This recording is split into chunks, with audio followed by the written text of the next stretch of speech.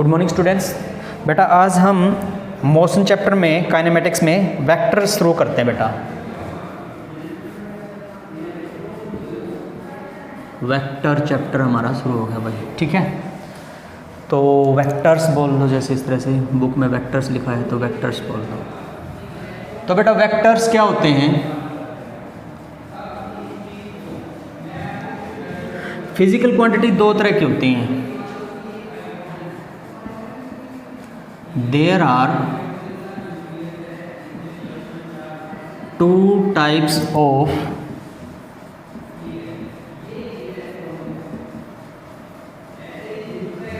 Physical quantities. तो physical quantities कितने type की होती हैं? दो तरह की होती हैं। कौन कौन सी? नंबर एक स्केलर क्वांटिटी। स्केलर क्वांटिटीज़ कौन सी होती हैं? Those physical quantities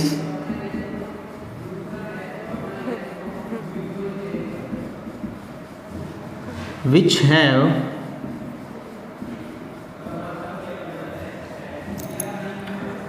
only magnitude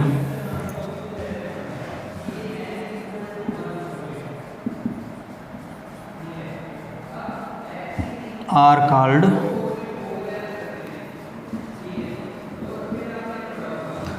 scalar physical quantities.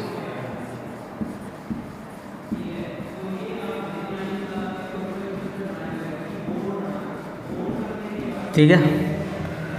Number 2 आ गया भाई vector quantities.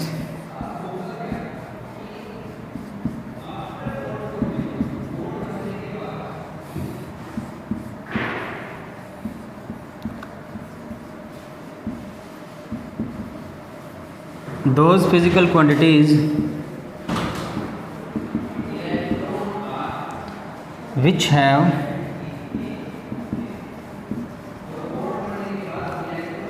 direction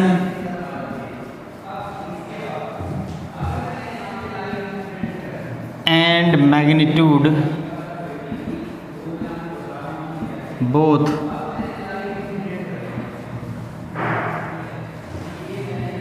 are called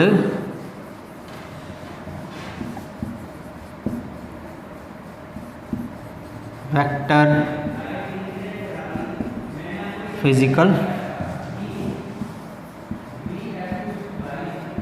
quantities. तो वेक्टर कौन से होंगे भाई? जिसके पास डायरेक्शन भी हो और मैग्नीट्यूड भी हो।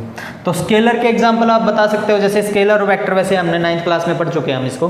तो स्केलर के एग्जांपल क्या हो गए भाई? जैसे हमारे पास वर्क डन हो गया, स्केलर के एग्जांपल जैसे वर्क डन हो गया, और इलेक्ट्रिक करंट हो गया, ठीक है ना। ठीक है, तो ये क्या है? स्केलर के एग्जांपल हैं। इलेक्ट्रिक करंट है, वर्क डन है, पोटेंशियल है, इलेक्ट्रिक पोटेंशियल है। तो ये सारे के सारे स्केलर के एग्जांपल हैं, ठीक है ना, एटसेट्रा। हमारे पास ये क्या हो गया? स्केलर के एग्जांपल। और वेक्टर के एग्जांपल भाई जैसे वेलोसिटी हो गया, डिस्प्लेसमेंट हो गया,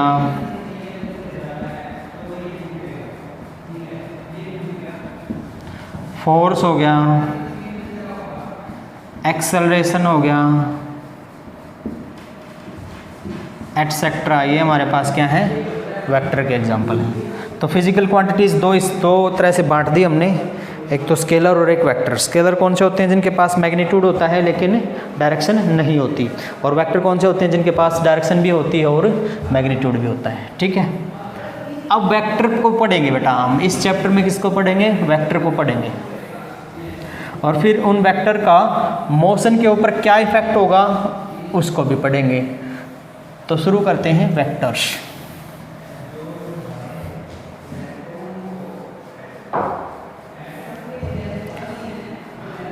There are two types of vector. There are two types of vectors. Vectors कितने प्रकार के होते हैं? 2 प्रकार के होते हैं। कौन कौन से? पोलर वेक्टर और axial vector. Number 1 polar vector पहले हम पोलर वेक्टर के बारे में पढ़ते हैं। अब बेटा पोलर शब्द से आप क्या जानते हो? पोलर का मतलब है पोल, एक पर्टिकुलर डायरेक्शन। जैसे मैग्नेट के दो पोल होते हैं, नॉर्थ पोल साउथ पोल, तो एक पर्टिकुलर नॉर्थ डायरेक्शन या एक पर्टिकुलर साउथ डायरेक्शन। तो पोलर वेक्टर कौन से हो गए? Those vector which have starting point और point of application act along the direction of motion of the body, जिनके पास एक स्टार्टिंग पॉइंट होता है। Those vectors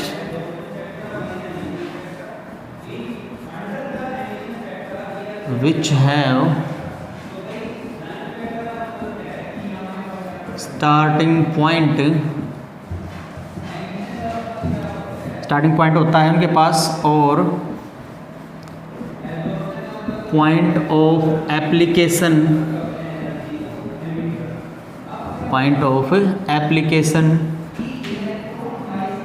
acts along the direction of motion.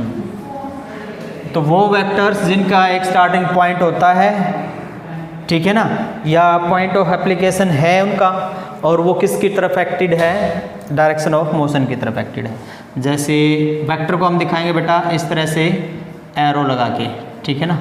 तो एक टिप होगा, एरो होगा, मतलब एरो के आगे टिप होगी और पीछे टेल होगी। तो ये इस तरह से हमारे पास क्या हो गया? वेक्टर ए हो गया भाई।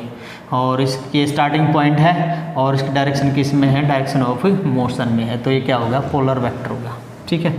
बी हो गया भाई axial vector.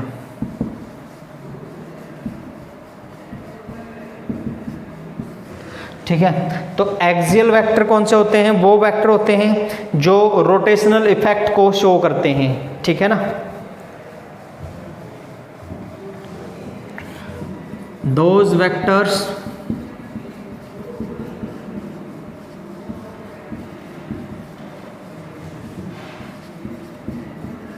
which shows the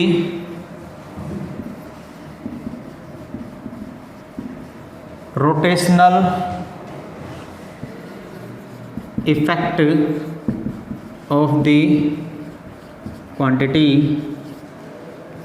it acts along the axis of the rotation।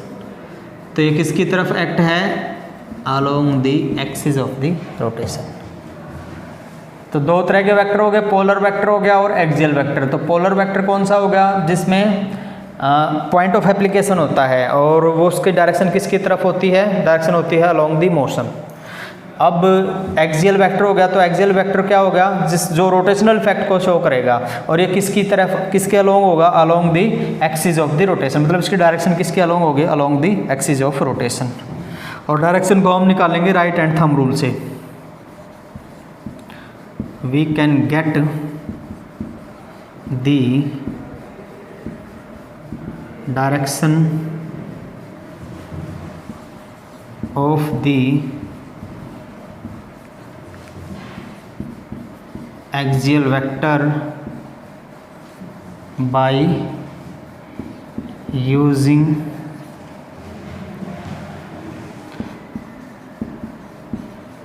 right hand thumb rule। तो किसका यूज़ करके?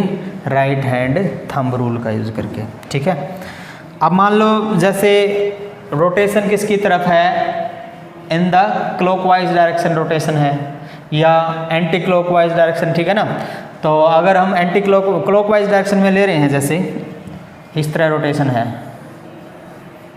ये हमारे पास क्लॉकवाइज में हो जाएगा। इस तरह होता है ना, क्लॉक घड़ी की सुई ऐसे चलती है, तो ये क्या हो गया? क्लॉकवाइज। तो अगर हम क्लॉकवाइज लेंगे तो राइट हैंड थंब रूल का यूज़ करेंगे, तो इनसाइड द प्लेन आ गया। तो ये हमारे पास एक्सियल वेक्टर की डायरेक्शन क्या होगी? प्लेन के अंदर, ठीक है ना, इस तरह से, ठीक है। और अगर एंटी क्लॉकवाइज लेंगे, ये हमारे पास क्या आ गया? Anti clockwise. तो आउटसाइड द प्लेन आ गया, तो इसकी वेक्टर की डायरेक्शन क्या होगी? प्लेन के बाहर, इसमें तो वेक्टर की डायरेक्शन क्या होगी, प्लेन के अंदर, और इसमें वेक्टर की डायरेक्शन क्या हो जाएगी, प्लेन के बाहर की तरफ, इसमें अंदर की तरफ। तो क्लॉकवाइज में तो अंदर की तरफ और एंटी क्लॉकवाइज में बाहर की तरफ हो जाएगी भाई। तो क्लॉकवाइज में तो एरो अंदर की तरफ आएगा नीचे की तरफ इस तरह, और एंटी क्लॉकवाइज में बाहर की तरफ आ जाएगा। क्लॉकवाइज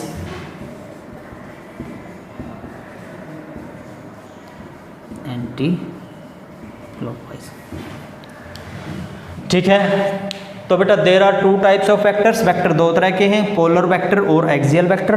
पोलर वेक्टर कौन से होते हैं, जिसमें पॉइंट ऑफ एप्लीकेशन है और डायरेक्शन क्या होगी इसकी, in the direction of motion होगी, ठीक है। और एक्सियल वेक्टर कौन से होते हैं, जिसमें वो रोटेशनल इफेक्ट शो करता है। इसमें तो पॉइंट ऑफ एप्लीकेशन है, मतलब स्टार्टिंग पॉइंट होता है, यहाँ से स्टार्ट होगा, डायरेक्शन क्या होगी, डायरेक्शन ऑफ मोशन हो जाएगी।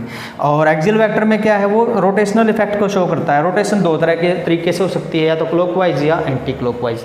और इसकी डायरेक्शन कैसे निकालेंगे, ये अलोंग एक्सिस ऑफ रोटेशन काम करेगा, और डायरेक्शन कैसे निकालेंगे, राइट हैंड थंब रूल का यूज करके।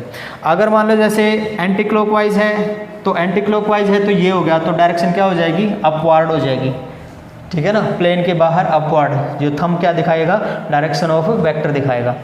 और अगर हम बात करें क्लॉकवाइज की, तो इनसाइड हो जाएगी, डाउनवर्ड हो जाएगी, ठीक है। तो ये था हमारे पास टाइप्स ऑफ वेक्टर। चलो अब आगे करते हैं। अब आगे हम कुछ टर्म्स करेंगे जो वेक्टर से रिलेटेड हैं।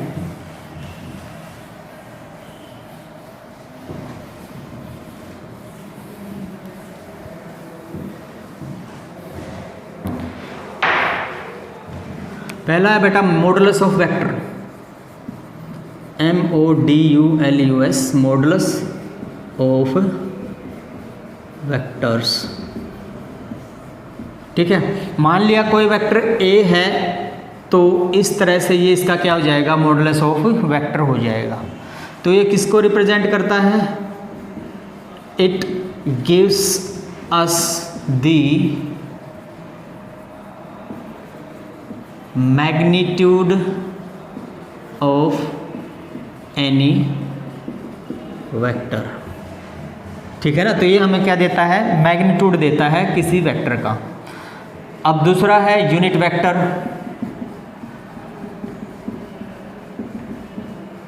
अब ये यूनिट वेक्टर क्या होता है, it is the vector which have unit magnitude. Magnitude तो क्या होगा, वन होगा, सिंगल वन होगा magnitude, but the direction of vector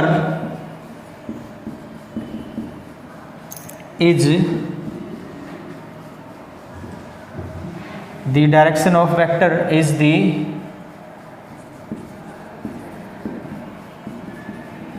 direction of unit vector. तो मैग्नीट्यूड तो वन होगा, लेकिन जो वेक्टर की डायरेक्शन है, किसी वेक्टर की डायरेक्शन है, वही किसकी डायरेक्शन हो जाएगी, यूनिट वेक्टर की डायरेक्शन होगी, ठीक है ना। It is represented by A cap बोल दो या ए हैट बोल दो, ठीक है ना। तो इसको हम इस तरह से रिप्रेजेंट करेंगे, ए कैप बोल सकते हैं या ए हैट भी बोल सकते हैं। तो ए कैप हमारे पास क्या हो जाएगा, ऐसा है जिसकी डायरेक्शन है लेकिन मैग्नीट्यूड क्या है, यूनिट है, ठीक है ना। इट हैज़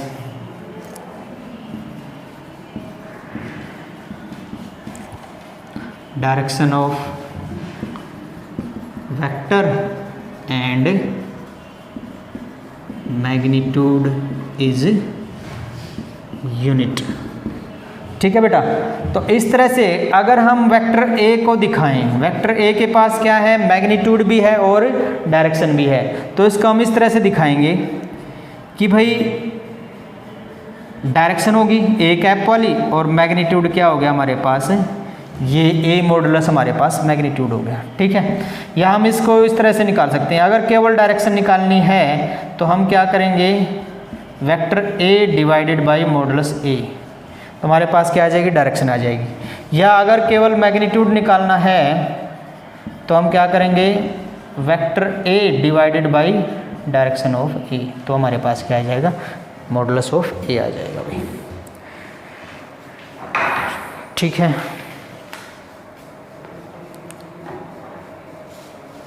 अब एक एग्जांपल है वो कर लेते हैं इससे रिलेटेड।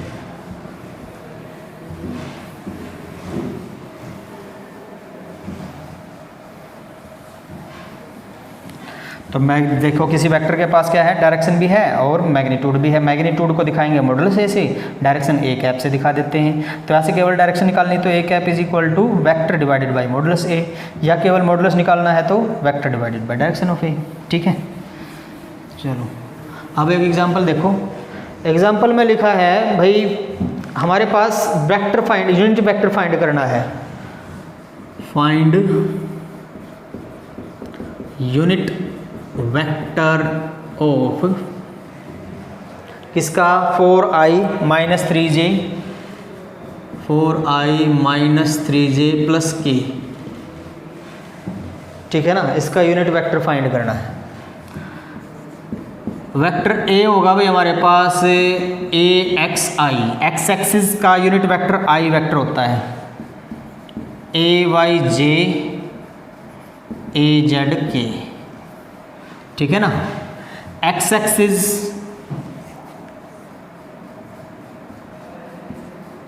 वाई एक्सिस और जेड एक्सिस, तीन एक्सिस हो गए।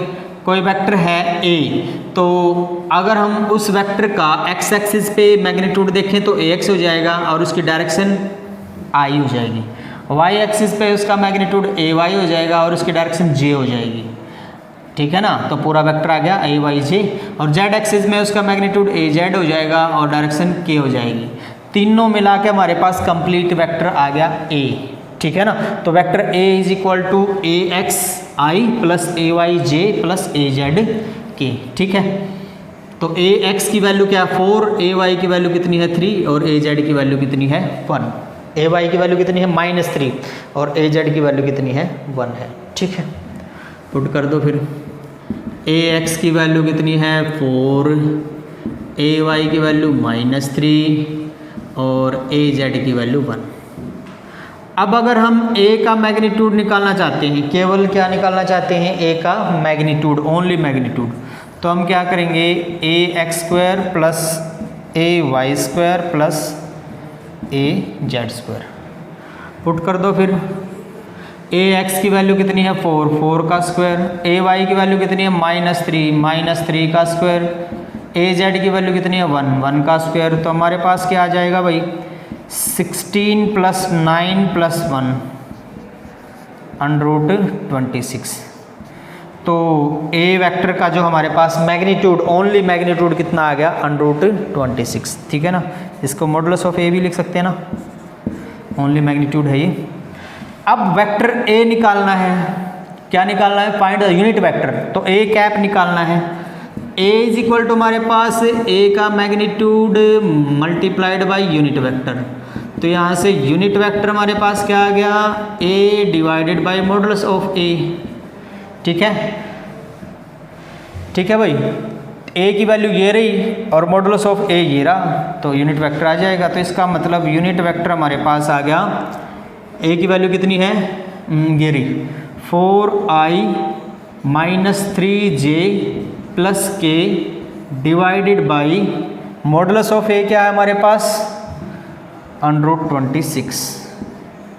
ठीक है, तो यहाँ से हमारे पास ए कैप की वैल्यू क्या आ गई भाई, ए कैप की वैल्यू यूनिट वेक्टर हमारे पास क्या आ गया 4/√26 i प्लस -3/√26 j प्लस 1/√26 के। इस तरह से आ गया भाई हमारे पास ए कैप यूनिट वेक्टर। ठीक है, ठीक है भाई, आसान सा था। नेक्स्ट है हमारे पास इक्वल वेक्टर्स क्या हैं।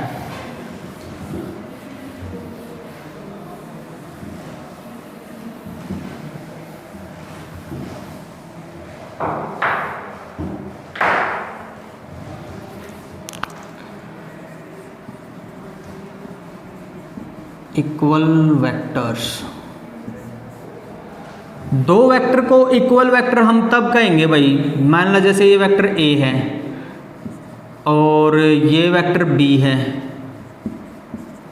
ठीक है। तो इन दोनों वेक्टर को ए और बी को इक्वल वेक्टर तब कहेंगे जब इनकी डायरेक्शन भी सेम हो और इनकी लेंथ भी हमारे पास क्या हो, सेम हो। अगर इन वेक्टर्स की लेंथ भी सेम है और डायरेक्शन भी पैरेलल है, मतलब एक दूसरे के सेम है, तो हमारे पास क्या हो जाएंगे, ये इक्वल वेक्टर हो जाएंगे, ठीक है ना। बुक में पता नहीं कैसे दे रखा है, चलो। तो टू वेक्टर्स आर, इस तरह लिख लो, two vectors are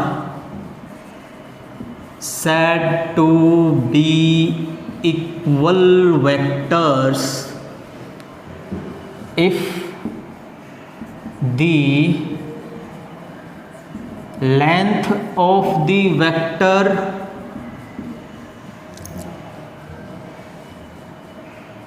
vectors are same and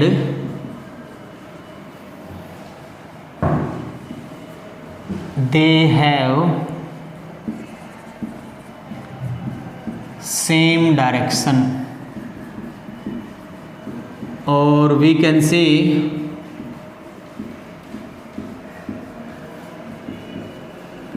their tip of the arrow is in same direction, ठीक है भाई। तो दो वेक्टर को हम इक्वल वेक्टर कब कहेंगे, जब उनका टिप ऑफ द एरो क्या होगी, सेम डायरेक्शन में होगी, ठीक है, और उनकी लेंथ भी क्या होगी, इक्वल होगी। तो ये हमारे पास क्या हो गया, इक्वल वेक्टर हो गया भाई, ठीक है। नेक्स्ट है बेटा नेगेटिव वेक्टर क्या है, ठीक है, इसके नीचे कर देता हूँ मैं। तो नेगेटिव वेक्टर क्या है, the negative vector of A given vector is the vector have same magnitude but acting in opposite direction. Negative vector, मान लो हमारे पास भाई वेक्टर ए है इस डायरेक्शन में, इसका नेगेटिव वेक्टर हमें निकालना है, वेक्टर ए का नेगेटिव वेक्टर निकालना है हमें। तो अपोजिट डायरेक्शन में सेम लेंथ का वेक्टर होगा, इक्वल वेक्टर होगा, लेकिन डायरेक्शन क्या हो जाएगी, अपोजिट हो जाएगी। तो ये वेक्टर बी जो है ये क्या है, ए का नेगेटिव वेक्टर है, ठीक है।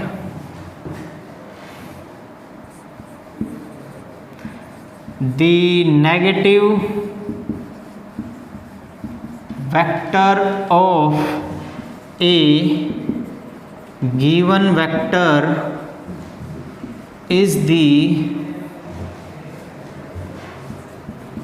vector which is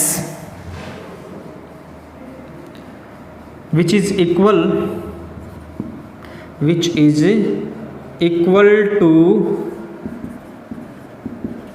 given vector but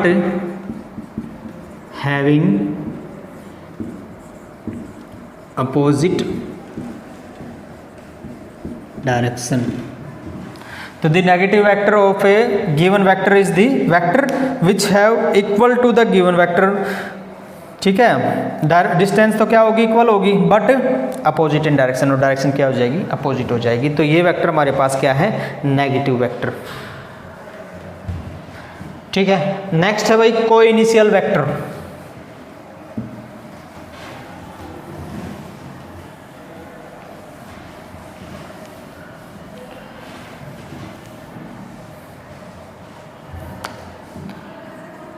को initial vectors,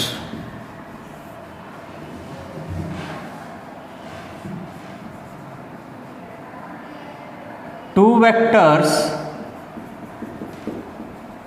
are said to be co-initial if initial, co का मतलब सेम, इनिशियल मतलब starting, if their starting point is same. तो दो वेक्टर को इनिशियल कब कहलाएंगे? अगर उनका स्टार्टिंग पॉइंट क्या हो? सेम हो। मान लो जैसे एक वेक्टर ए है, ऐसे गया, दूसरा वेक्टर बी यहीं से स्टार्ट होके यहाँ चला गया, तो ए और बी कैसे होंगे? को इनिशियल वेक्टर होंगे बेटा, ठीक है ना। तो दो वेक्टर को इनिशियल कब होंगे? जब उनके स्टार्टिंग पॉइंट क्या होंगे? सेम होंगे। तो वेक्टर ए और वेक्टर बी को इनिशियल कब होंगे? जब स्टार्टिंग पॉइंट इनका क्या होगा? सेम होगा, ठीक है। तो बेटा आज के लिए हम इतना ही करेंगे।